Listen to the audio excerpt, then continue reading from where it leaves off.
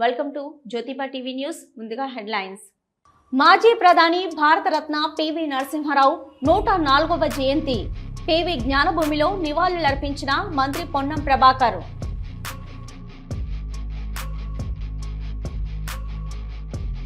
తిరుమలలో శ్రీ శ్రీనివాస కళార్చనలో గందరగోళం. కళాకారుల నుంచి ప్రదర్శన కొరకు డబ్బులు వసూలు జరిగిందంటూ ఆరోపణలు.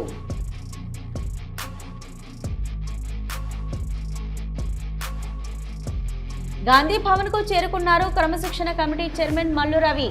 కొండ మురళిని విచారిస్తున్న క్రమశిక్షణ కమిటీ.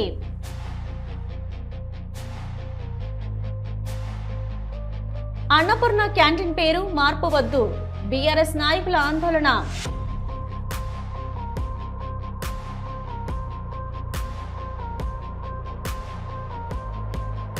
రాష్ట్ర రవాణా యువజన క్రీడల శాఖ మంత్రి మండిపల్లి రాంప్రసాద్ రెడ్డిని కలిసిన ఎంపీ కేశినేని శివనాథ్. శాప్ కార్యకలాపాల సమన్వయంపై విస్తృతంగా చర్చ. ఘనంగా విశాఖ జగన్నాథ రథయాత్ర. భారీగా హాజరైన భక్తులు.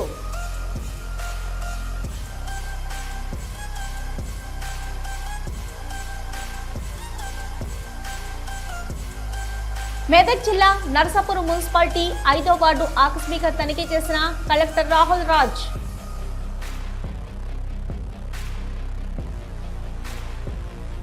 మాజీ ప్రధాని భారతరత్న పివి నరసింహారావు 104వ జయంతి సందర్భంగా పివి జ్ఞానభూమిలో పివి కుటుంబ సభ్యులతో కలిసి మంత్రి పొన్నం ప్రభాకర్ నివాళులర్పించారు.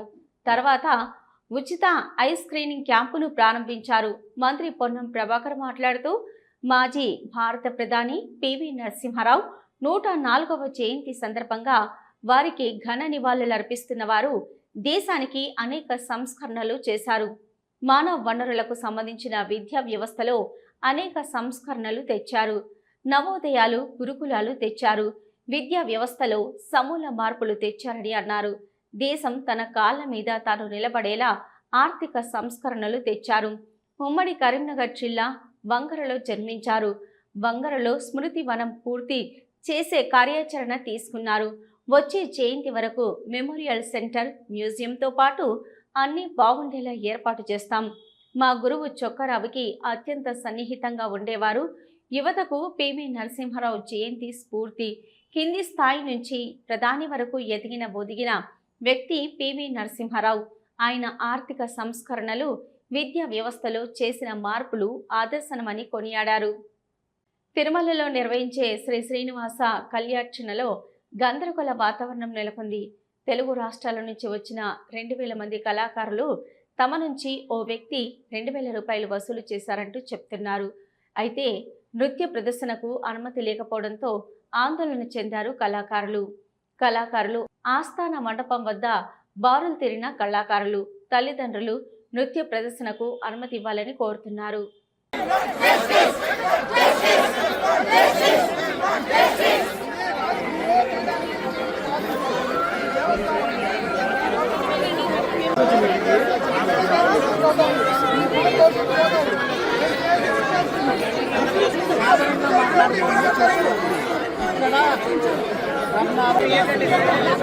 గాంధీ భవన్కి చేరుకున్నారు క్రమశిక్షణ కమిటీ చైర్మన్ మల్లు రవి.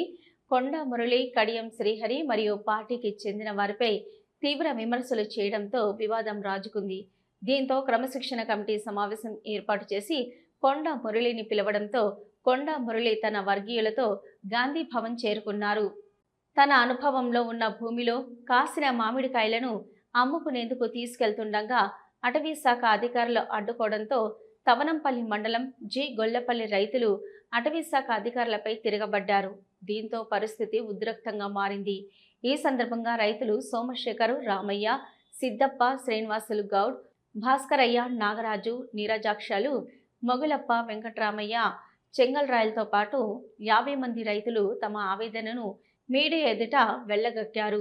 ఈ సందర్భంగా వారు మాట్లాడుతూ తమ ముత్తాతల కాలం నుంచి అనుభవంలో ఉన్న భూమికి 1990 సంవత్సరంలో ప్రభుత్వం పట్టా మంజూరు చేసింది అన్నారు.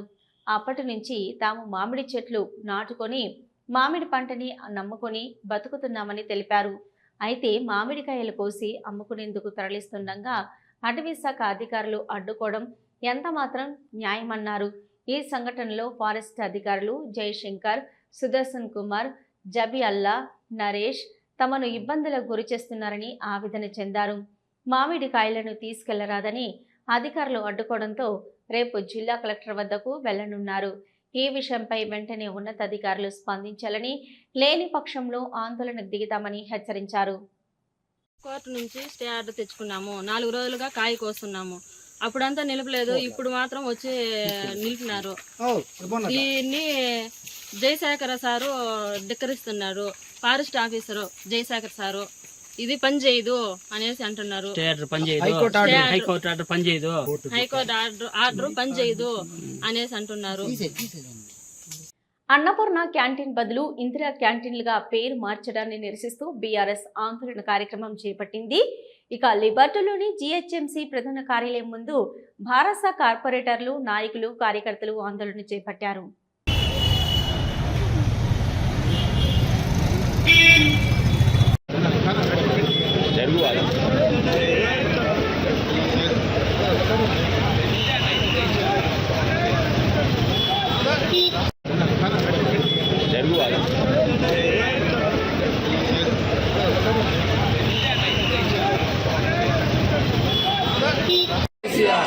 కేసీఆర్ గారి నాయకత్వం, కేసీఆర్ గారి నాయకత్వం, జై తెలంగాణ, జై తెలంగాణ.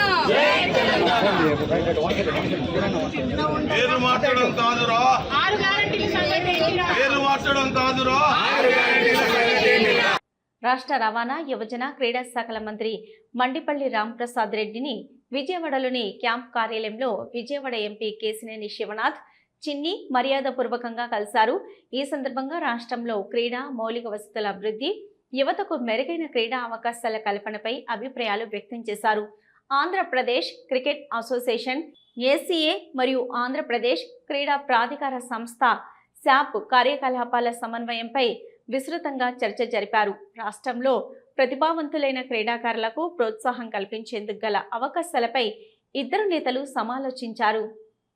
సికింద్రాబాద్ యశోద ఆసుపత్రికి చేరుకున్నారు సిట్ అధికారులు. హాస్పిటల్లో ఉన్న MP Raghunandan Rao statement record చేశారు అధికారులు.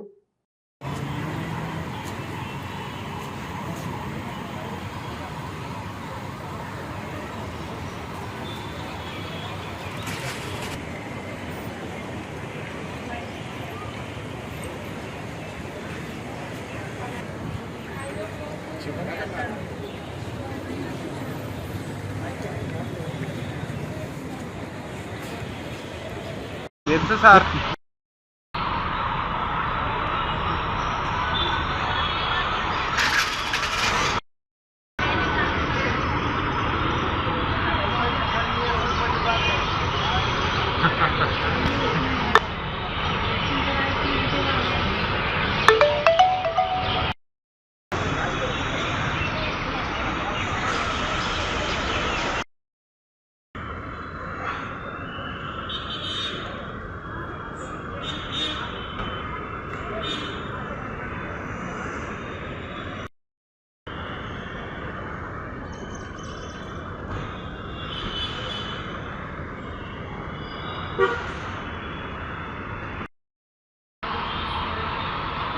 దివంగత ముఖ్యమంత్రి డాక్టర్ వైఎస్ రాజశేఖర రెడ్డి జయంతి సందర్భంగా వచ్చే నెల 8వ తేదీన వైఎస్ఆర్ అభిమానులతో ఆత్మీయ సమ్మేళనం నిర్వహించనున్నట్లు వైఎస్ఆర్సీపీ ఇంటెలెక్చువల్ విభాగం అధ్యక్షులు వై ఈశ్వర్ ప్రసాద్ రెడ్డి తెలిపారు. బంజారాహిల్స్ లోని ఎమ్మెల్యే కాలనీ రిక్రియేషన్ సెంటర్ లో ఆయన వైఎస్ఆర్ అభిమానులతో కలిసి జూలై 8న నగరంలో నిర్వహించనున్న వైఎస్ఆర్ అభిమానుల ఆత్మీయ సమ్మేళనం కరపత్రాన్ని ఆవిష్కరించారు. ఈ సందర్భంగా ఆయన మాట్లాడుతూ మాదాపూర్లోని బొట్టా కన్వెన్షన్ సెంటర్లో ఈ ఆత్మీయ సమ్మేళనం నిర్వహిస్తున్నామని, నగరంలో ఉన్న వైఎస్ఆర్ అభిమానులు పెద్ద సంఖ్యలో ఈ కార్యక్రమంలో పాల్గొంటారని ఆయన తెలిపారు.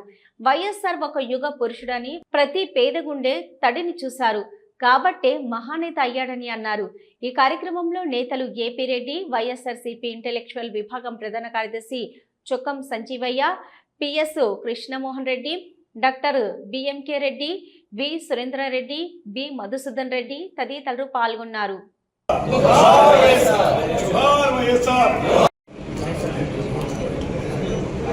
ఉంచారు. అందరి మనసుల్లో శాశ్వతంగా నిలబడతారు. అటువంటి వ్యక్తుల్లో అన్న డాక్టర్ వైఎస్ రాజశేఖర రెడ్డి గారు ఒకరు. 16 సంవత్సరాలైంది చనిపోయి, అది ప్రతి క్షణం మదిలో మనసులో జ్ఞాపకాల్లో ఆయన నిలిచి ఉన్నారు. ఆయన పుట్టినరోజు సందర్భంగా జూలై 8వ తారీఖు సేవా కార్యక్రమాలతో పాటు రక్తదానం అటువంటివి, అన్నదానం అటువంటివి సేవా కార్యక్రమాలతో పాటు ఎవరైతే రాజశేఖర రెడ్డి గారిని అభిమానించారో, ఎవరైతే రాజశేఖర రెడ్డి గారి వల్ల లబ్ధి పొందారో, ఎవరైతే వారు ప్రవేశపెట్టిన ఆరోగ్యశ్రీ అయితేనేమి, విద్య కోసం ఆయన ఇచ్చిన ఫీజు రీయింబర్స్మెంట్ అయితే ఇటువంటి వాటిలో లబ్ధి పొంది ఈ రోజు జీవనాన్ని సాగిస్తున్నారు. వాళ్ళందరికీ ఆయన్ని కృతజ్ఞత తీర్చుకునే రోజుగా భావించి జూలై 8వ తారీఖు గుట్ట కన్వెన్షన్ లో జరిగే కార్యక్రమానికి వచ్చి అందరూ కార్యక్రమం విజయవంతం చేయాలి.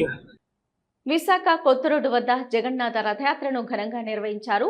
విశాఖలోని 1 టౌన్ పరిధిలో ఉన్న జగన్నాథ స్వామి ఆలయం నుంచి ప్రారంభమైన యాత్ర జగదంబ సెంటర్ చౌల్ట్రీ వరకు కొనసాగింది. యాత్రలో భారీగా భక్తులు హాజరయ్యారు. మహిళలు, యువతులు, చిన్నారుల ఆటపాటలు, కోలాటాలు, నృత్య ప్రదర్శనలు అందరినీ ఆకట్టుకున్నాయి. ఈ ఆధ్యాత్మిక వేడుకలో విశాఖ ఎంపీ శ్రీ భరత్, ఎమ్మెల్యేలు వంశీ, గణబాబు పాల్గొన్నారు.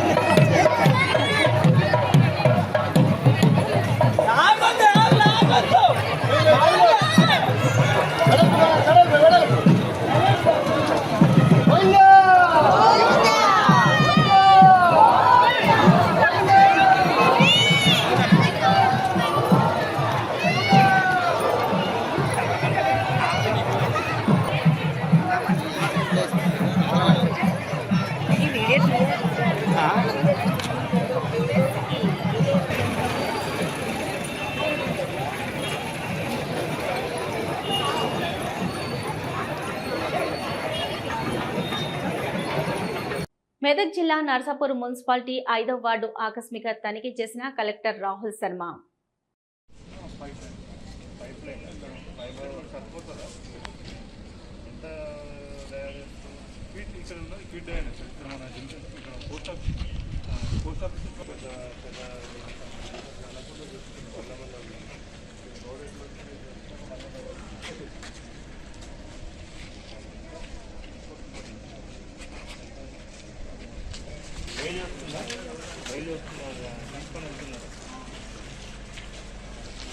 శనివారం ఉదయం శ్రీవారి దర్శనార్థం తిరుమల విచ్చేసిన పలువురు ప్రముఖులు, టీటీడీ అధికారులు స్వాగతం పలికి దర్శన ఏర్పాట్లు చేశారు. వీఐపీ ప్రారంభ దర్శనంలో శ్రీవారిని దర్శించుకున్న కర్ణాటక మంత్రి హెచ్కే పాటిల్, సినీ నటుడు సమీర్ హాసన్ స్వామివారిని దర్శించుకున్నారు. దర్శనం అనంతరం ఆలయంలోని రంగనాయకుల మండపంలో వేద ఆశీర్వచనం అందించగా అధికారులు తీర్థ ప్రసాదాలు అందజేశారు. ఇవి ఈనాటి వార్తలు. చూస్తూనే ఉండండి న్యూస్.